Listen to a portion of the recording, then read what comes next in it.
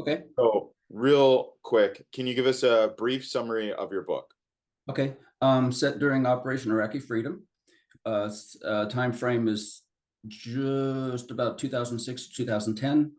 It's primarily the war in Iraq through the eyes of United States government employees, the friendships that they developed there. But in particular, the lead character named Jason has befriended a co-worker named Scott, and Scott has been murdered while they've been on R&R in Dubai. And so much of the story, in addition to them performing their normal job duties in Baghdad and elsewhere around Iraq, uh, Jason is spending time as he is able to try and locate the person that killed his friend Scott in Dubai, the reason for it, etc. Although the book is set during the wartime, the overall emphasis, I believe, is more of the friendships that are developed in that environment. Hmm. Okay, gotcha. And Yeah. what inspired you to write the story? Well, and that's kind of a loaded question. First of all, I spent 4 years myself over in the Middle East. So I was in both Kuwait and Iraq doing work for the United States government as a civilian. And I came back from Iraq in 2010. After that, I transitioned into another job doing some contract work for the United States government, which lasted up until this past summer. So I've been doing that sort of work for the US government for many, many years. And so I have that background. And when I came back from Iraq, I felt like, well, there's might be a little bit of a story that I can tell, but I'm not sure. It's going to have to be fictional because I can't tell exactly what was going on over there and what I was involved with, but I can do something fictional and set during the war in Baghdad. Hmm. Okay, so that's number one. Number two, when I moved over here to where I'm at now, I befriended a guy named Scott back in 2020. So 4 years ago, Scott and I became friends. And he was someone that I hung out with a lot. He did a lot of work for me around the house, did projects with me. He'd hang out in the pool. We would drink too much beer together. Unfortunately, Scott passed away in 2022. And then I was going through the grieving process, as was everyone else that knew Scott. Um, the following summer in 2023, I decided to retire from my job. And so on August 1st, 2023, I suddenly had a whole bunch of free time. And I thought, okay, I'm going to start writing a book about Iraq. I'm not sure exactly where it's going to go, but I'm going to honor my friend Scott by naming one of the lead characters Scott in the book. Gotcha. So through that process of writing the book, it was kind of like a combination of, okay, war experiences plus friendship plus going through the grieving process of Scott, and then by incorporating him or his name anyway into the book, it's kind of a way for me to let him continue to live in my life and in the lives of those that knew him. Hmm. Hmm. Yep. Gotcha. And so you're touching on it already. So Scott's one of the main characters, and then Uh-huh. uh, can you list who are the other main characters in the Yeah. Okay. story, and Yeah. what are Well, their primary motivations through the story? yeah. Well, Jason is the lead character, and he has been in the Middle East from 2006 to 2010. He's working for the U.S. government. Scott is one of his co-workers, and they're best friends while in Baghdad. The site supervisor for the agency there in Baghdad is named um, Larry. I almost forgot his name. Larry, he's a big dude, kind of gruff, has a long beard, has a reputation for being short-tempered, perhaps maybe a little difficult to deal with. But once you get to know him, he's someone that's going to have your back no matter what, and he's one of the first persons that are going to step forward and help you out of a bad situation. Hmm. There's another character named Lewis, who's from Texas, a former Marine, also someone that can be a little bit difficult to deal with, but deep down, he's a really good dude. He loves to do push-ups, and he earns the nickname the Enforcer Hmm. from Scott. Scott gave him the nickname the Enforcer. There's an Iraqi dude. So when we were in Iraq, we had Iraqis working with us. They were fully vetted and polygraphed. And so we have an Iraqi dude in the story named Wahid, who is befriending everyone in the story as well. So those are probably the lead characters. Okay, gotcha. And then you're touching on it a little bit, but okay, let's drill in the themes that are explored in your book. The themes that are explored in my book. Well, first, war is hell. Right here, war is hell, but it's a great way to make friends. Did you come up with that? I did, and I looked on the internet to see if anyone else had said it before me, and if anyone has said it before me, it's not in print. So I think that's an original quote by me. Yeah, it's a good one. It's yeah, I like how you open it up with that. So yeah, war is hell, but it's a great way to make friends. Also, during the course of Jason and Scott being friends, their back and forth with one another develops this story where they both see that they're broken. They're both having personal issues that they're having to deal with in their lives. And part of that is them coming to recognize that we all have stuff going on in our lives. We all are at a different place in our lives.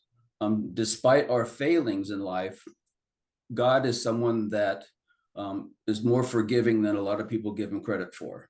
Mm-hmm. And so that's another key theme in the book, that we're not as bad off in God's eyes as we might think we are. Mm-hmm. Gotcha. Yep. And then your character's jumping around a lot in the Middle East. Mm-hmm. But how does your book settings enhance the story, you feel? Well, besides, there's 7 different locations in Iraq that are all pretty much similar because they're military installations. Well, except Baghdad. There are times in the story where they go outside of the base through the city of Baghdad. But then there's also Dubai, there's Abu Dhabi, there's Amsterdam, there's Washington, D.C. So all of those different locations are going to add some intrigue and interest to the story. And you visited all those locations? Yes, I've traveled extensively. Yeah. And I think I used to live in the Netherlands as well. So I've lived in Kuwait, I've lived in Baghdad, I've lived in the Netherlands, and then I've traveled around the world, over 30 some countries. Mm-hmm. So yeah, I've been to pretty much all these locations that are covered in the book. Mm-hmm. Yeah, I think you do a good job describing them and the nuances of like flying into the airport. Yeah, landing in Baghdad's an interesting. Yeah, for the first time. Yeah, there's really cool insights that you wouldn't know unless you've lived this stuff. Or you do great research. But yeah, I just had assumed that you experienced a lot of this stuff yourself. Yep, true. Okay, so overall, let's cover the journey of the protagonist. Okay. He goes to, well, let's start back with his childhood, because he comes from an abusive childhood and has a personality in which he doesn't really trust people. He's never been married, never has any children. And he goes to the Middle East to work after having also been deployed multiple times to multiple locations with his employer, the US government. So he tends to like to go someplace and be deployed to be away from situations that he doesn't like back at home. And that is kind of like, sounds like me at times anyway. So that's his beginning of his journey. And then through the course of the book, he comes to realize that, well, he's got some issues that he needs to work on. Maybe his being deployed all the time is one of those ways that he's been avoiding those issues. And maybe it's time to start thinking about taking care of his inner self. Yeah. You do want to spoil it, but where does he end in his journey? There is a line in the book where Jason comments that he knows the Middle East better than he knows the American Midwest. Mm-hmm. And that's sort of a metaphor or analogy, I suppose, of him not knowing himself very well. And he wants to go back to the United States and build a life there and get to know himself better and be more open to the relationships of the people that come into his life, especially after the friendship that he developed with Scott and working through some of those issues. He expanded his friendships into other co-workers. And then by the end of the story, he's ready to go back to the States and work on his inner self. Right. And is this based on a lot of your personal experiences? Yes, unfortunately, because Yeah. the story of Jason is a lot like me. Yeah, it would be inevitable, Yeah. right? Yeah. Okay. Yeah. So, yeah, it seems like that's typically the case. Yeah. When you were writing the book, what were some of the challenges that you faced? Well, initially I was working, and then when I retired, that opened up a whole lot of free time. So once I retired, that gave me the ability to devote more time to reading or to writing. So that was the first challenge. The second, I would say, I wanted it to be a short novel, and indeed it is. It's only 42,000 words or something like that, 140 or so pages. I wanted it to be a short novel. The reason why I like short novels is because they can be read over a weekend. Right. Okay. And that's always something that has appealed to me. I mean, I do have books that are 300, 400 pages long, and it takes me a month or so to get through them. I really prefer shorter books that you can read in a couple of days. So I wanted it to be a short novel. But it's a challenge to come up with enough verbiage and page space to properly develop characters. You're writing a short novel. Not like I have a whole lot of experience with this, but I was finding that as I was writing it, I was thinking, okay, what kind of situations can I come up with that are going to help to explain who Jason is, who Lewis is, who Scott is, how the interactions between one another can help develop the character without me spending dozens and dozens of pages on trying to explain who somebody is. So I was trying to be concise, keep the story short, and also keep it moving at a fast pace. Yeah, I think the pace is really nice. Yeah, good. We were talking about that. Okay, cool. So then this is probably a good segue then. So have you read a lot of similar books in this genre? Not really, because most of the books that I have read in regards to war is more of a focus on the war as opposed to the focus on the relationships that are developed in war. So no, I have not found many books, and in particular from Iraq. There's a lot of stories coming out of Iraq about the units that military members were parts of and some of the missions that they went on. Right.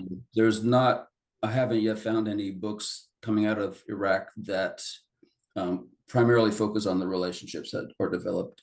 And that's what you feel, that's what makes your book unique. I believe so. There's a unique brotherhood, sisterhood that is developed by people that are put into a war zone, whether they're military personnel or civilians that are over there in support of the military. There's a brotherhood that is developed by those people that it can't be duplicated. It can't be replicated in a church or in college or in the neighborhood or with your biological family. It's something unique to the war zone. And that's something that I was trying to communicate in the book, the relationships that are developed as a result of going to war. Yeah, I think it's really cool that you focused on that. Cool. Okay, so with that, what are some of the books or authors that maybe influenced your writing style? I know you're saying you wanted it to be kind of a concise, read it over the weekend type of book, focus on relationships, but were there any authors or books that inspired you to adopt that style?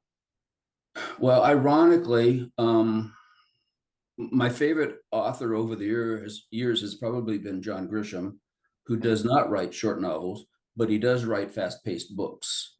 So his books may be 250, 300 pages in length. That is not in my mind a short novel. Obviously, no one would say that it is, but he does write in a fast-paced style that I really find appealing. So I've probably read more John Grisham books over the years than books by any other author. Okay. Yeah, so he's been one of my favorites. I'm looking at the title right now. One of my favorite books to come out of a war type environment was set in Afghanistan, not Iraq, and it's The Kite Runner.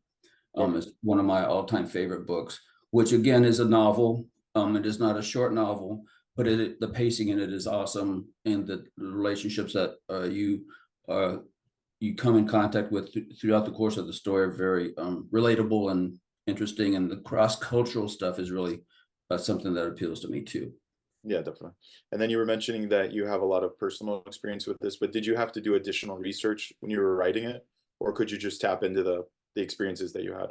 The only real research that I had to do was to go on the internet and find out, like, get the specific dates of when a particular attack occurred, like days that we were under particular assault through rockets or mortars. I wanted to know what those specific dates were, particular car bombs that went off to destroy a hotel or some other building in Baghdad. I wanted to get those dates correct. The date of the Iraqi election in March of 2010. I wanted to get that date correct. So that's the research that I did. Most everything else in the book just comes from my recollection.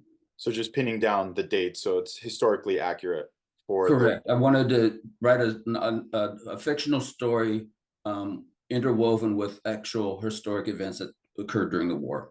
Yeah, I like that in the beginning of the book, you mentioned that it's fictional, but it doesn't feel fictional when you're reading it. So that's really cool. Yeah. Good, good.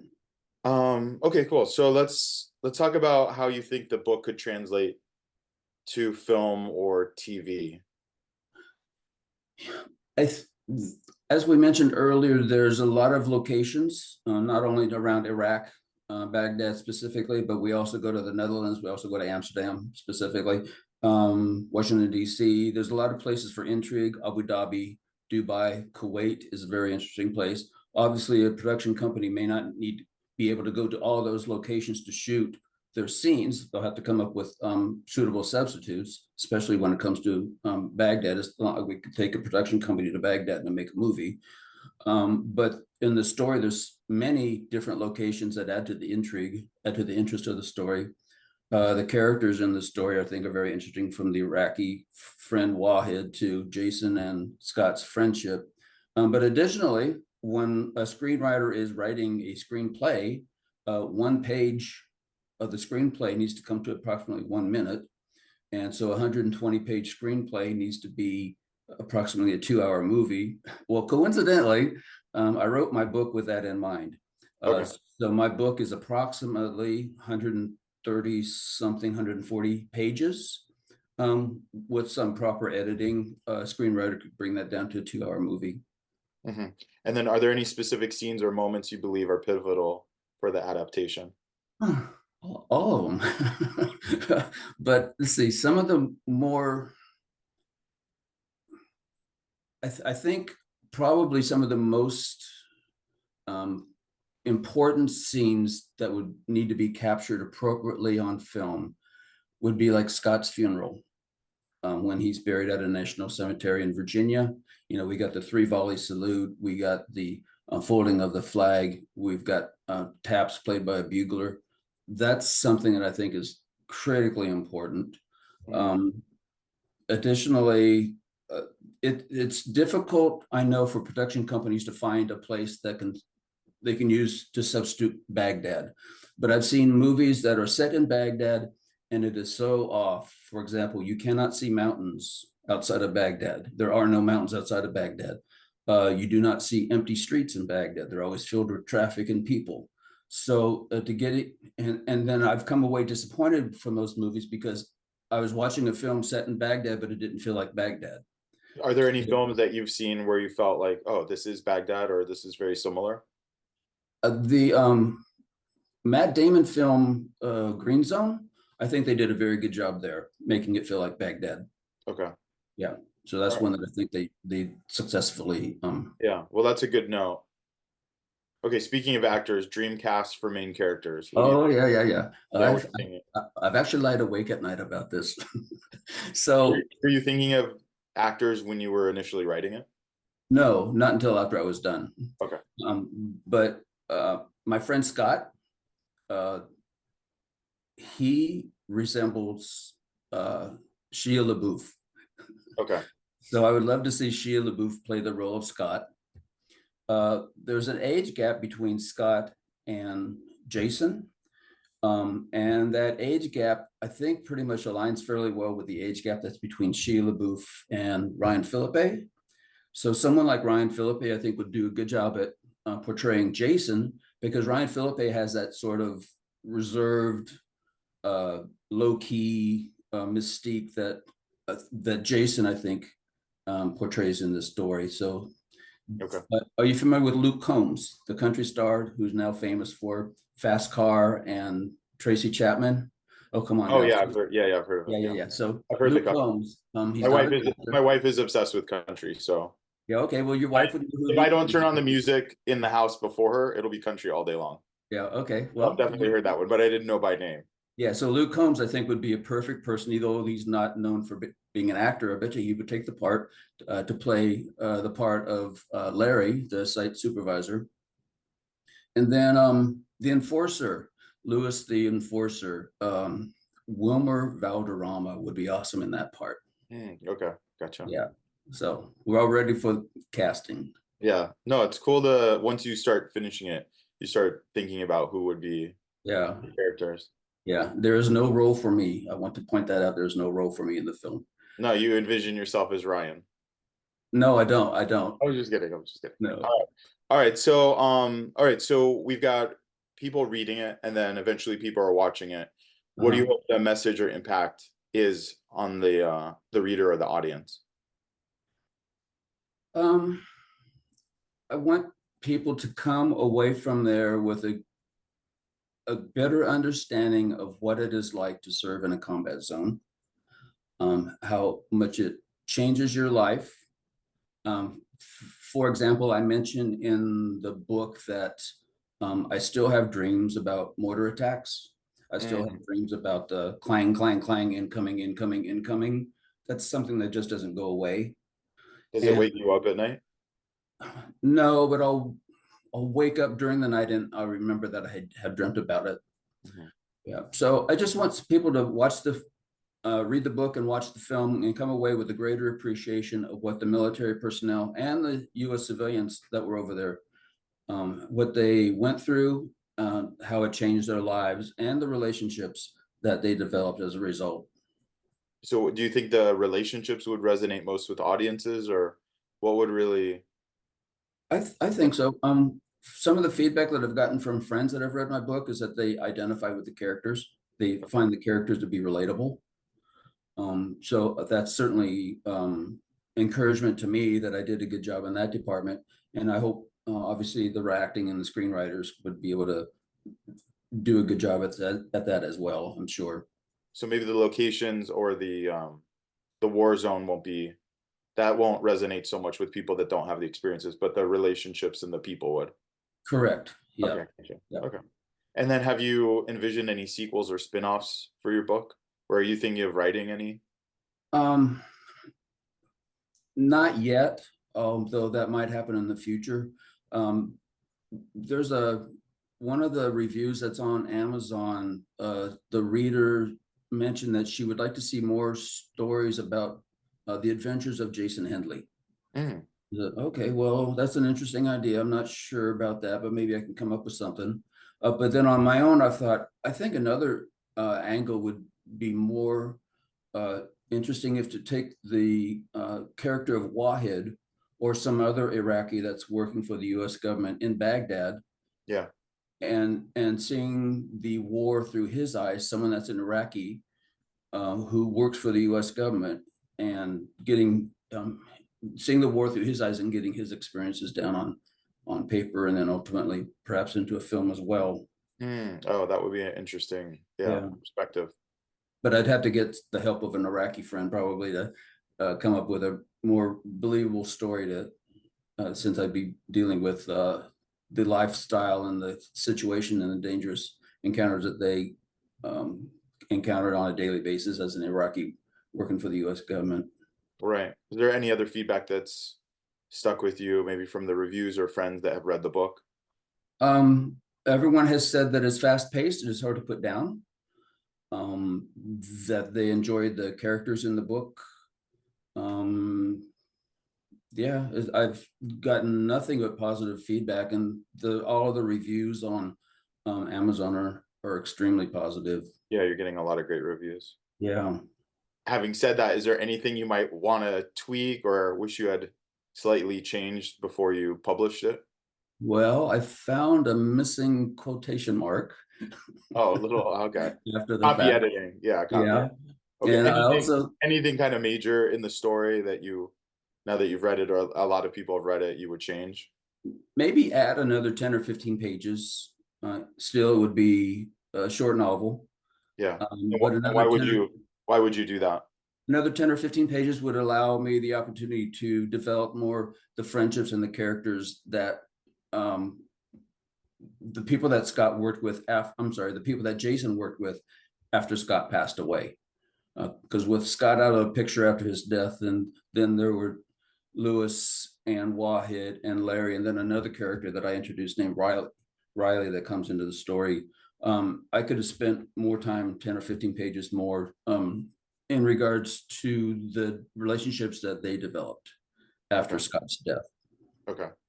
And then finally, do you have any TV shows or films that you think are not exactly the same, but good comparisons, good comparable adapted work, or just TV or film projects? They don't have to be adaptations that are similar to your book. Well, I'm flattered that several people have made the connection to like 13 Hours. Okay. And which is the film that I absolutely love. And then Zero Dark 30, which is another film that I really love. People have made comparisons to that with my book, so I'm flattered by that.